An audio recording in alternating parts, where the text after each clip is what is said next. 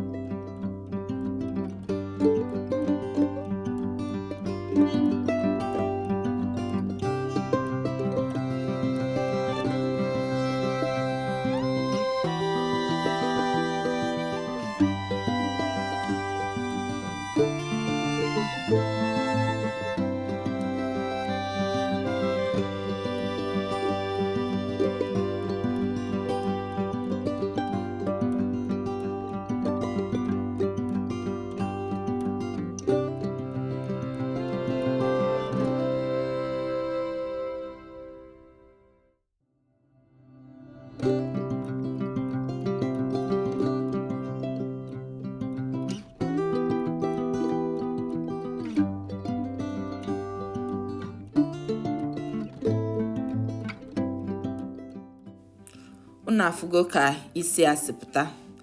O bulu isi a ọnwa na-abụ. Unu ga-afụ na ngwụcha ka ọ dị na ọnwa nke abụọ ya. Daalụnụ, ka ọ dị n'ụbọchị ọzọ.